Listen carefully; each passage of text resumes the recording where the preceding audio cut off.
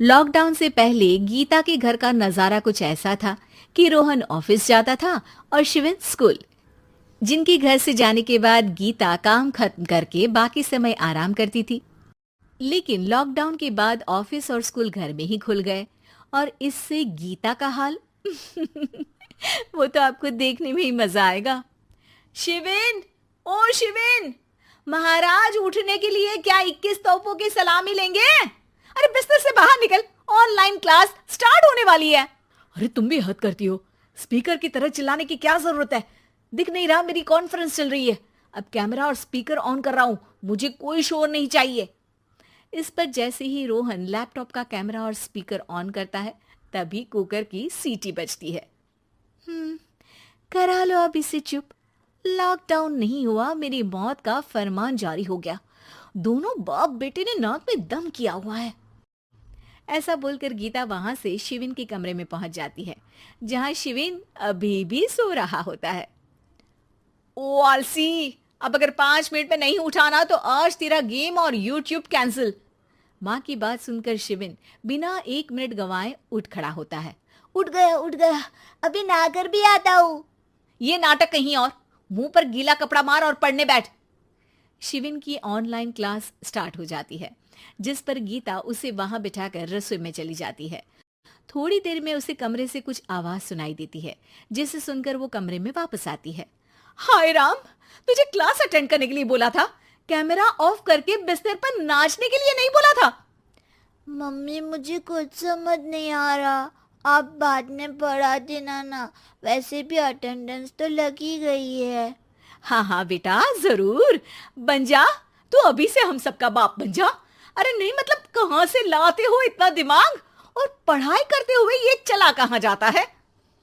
Nice question, दिमाग से पूछकर बता दूंगा। शिविन की बातों से परेशान होकर गीता उसे मारने के लिए जैसे ही आगे बढ़ती है तभी वो कमरे से बाहर भाग जाता है। अब शिविन आगे आगे और गीता हाथ में चप्पल पकड़े उसके पीछे पीछे पूरे घर में दोनों घूम रहे होते हैं। इसी बीच वो रोहन के पास पहुंच जाता है और शिविन को मारने वाली चप्पल रोहन के लैपटॉप पर जाकर गिरती है। ओए माँ! मम्मी, अब पापा को चप्पल मार रही हो? वो आज तक के रिपोर्टर, चुपचाप जाकर क्लास अटेंड कर ले, नहीं तो अगली तेरे पीछे लगेगी। इस पर शिविन वहां से चला जाता है, जिसके बाद रोहन गीता से कहता है, इस सर्कस के लिए कुछ बोलना चाहोगी?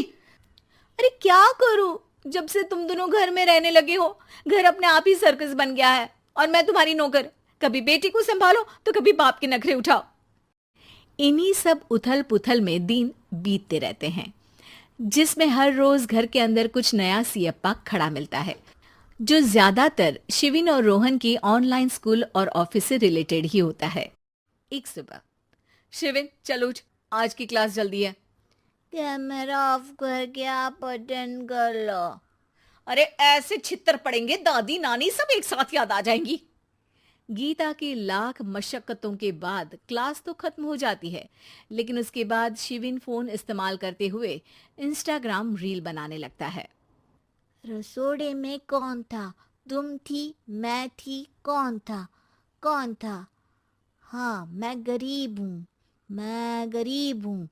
अरे ओ गरीब के बेटे, आजा, मैं बनाती हूँ तुझे गरीब। मैं बताती हूँ रसोड़े में कौन था। पढ़ाई करने बोलो तो इनकी माँ मर जाती है, और ये पागलपंतियां जितनी मर्जी करा लो। गीता शिविन को डांट रही होती है, तभी रोहन बीच में बोल पड़ता है। अरे बच्चा ही तो है, इतना गुस्सा क्यों कर रही हो? बेटे का साथ देने की इसी एक कोशिश में अब शिविन के साथ साथ रोहन भी गीता के गुस्से की सूली पर चढ़ जाता है। अगर बेटे पर इतना ही प्यार आ रहा है तो इसे क्लास अटेंड क्यों नहीं कराते, इसका होमवर्क क्यों नहीं कराते? उस समय तो बहुत जल्दी मीटिंग आ जाती है, वो काम मैं करूं और यहाँ इस बेफिजुली की चीज में तरफदारी करके बन जाओ महान। हे भगवान, कोई तो इनके ऑफिस और स्कूल खुलवाओ, मैं इन्हें और घर में नहीं सह सकती। अरे कुछ और मांग लेती, क्योंकि तुम्हारी ये विश इस साल तो पूरी होने से रही, कोरोना। हाय नास पिटे ने जिंदगी ही बर्बाद कर दी। खाए कोई पचाए कोई, कल मुझे चुन चुन कर सबको मेरी बद्दुआ लगेगी।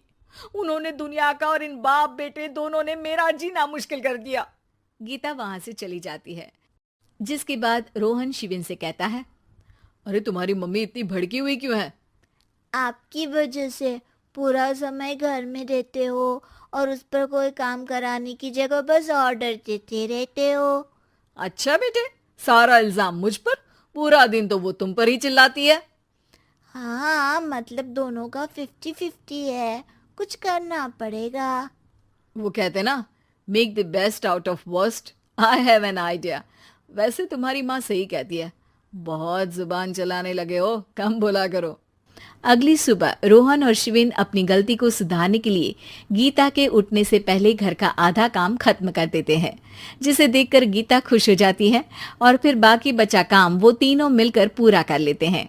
जिसके बाद अब वो सब मिल बांट कर हर काम में एक दूसरे की मदद करते हुए लॉकडाउन का मजा लेने लगते हैं।